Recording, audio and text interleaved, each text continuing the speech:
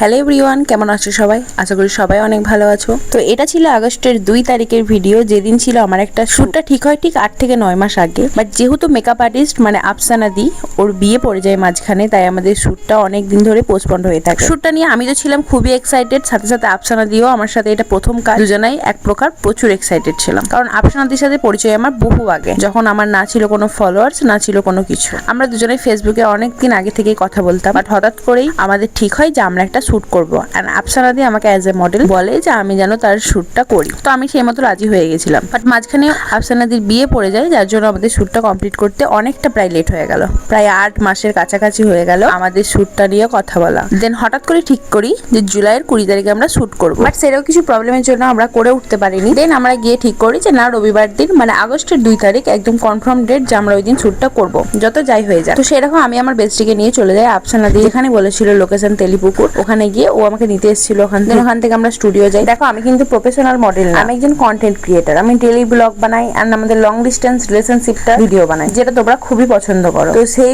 হিসেবে আমাকে একজন মডেল হিসেবে প্রেজেন্ট করা এটা কিন্তু খুব চারটিখানি ব্যাপার না। আমি আফসানা দিকে যখন আমার আফসানা দির সাথে কথা আমি তখনই বলেছিলাম আমি কিন্তু প্রফেশনাল মডেল না, মানে আমি যে পারফেক্ট পোজ দিতে পারবো কিন্তু ব্যাপার না। বাট আফসানা দি আমাকে বলেছিল সব পারবে, আমি আছি তো। যাই হোক, এটাই বলবো আফসানা দি একজন মেকআপ আর্টিস্ট পরে। আগে তো আমার বড় দিদির মতো মানে আমাকে গাইড করেছে। এন্ড ওর যে হাজবেন্ড ছিল দাদা ভাই, ও এত ভালো, মানে এত ভালো মানুষ, সিরিয়াসলি বলছি। এখনকার দিনে হয়তো এরকম মানুষ খুব কমই পাওয়া যায়। আমি যদি কোনোদিন হয়তো আবার ওর সাথে কাজের সুযোগ পাই, আমি তো এক চান্সে রাজি হয়ে যাব। এত সুন্দর, মানে ওর সাথে আমার এত স্যাটিসফ্যাকশন আমি পেয়েছি কাজ করে। এর আগে আমি অনেকগুলো কাজ করেছি, বাট এতটা হয়তো বন্ডিং কারোর সাথে আমার তৈরি হয়নি। সিরিয়াসলি বলছি, ওর সাথে আমি সারা দিন কাটিয়েছি। আফসানা দি ছিল, দাদা ভাই ছিল, আমার বেস্টি ছিল।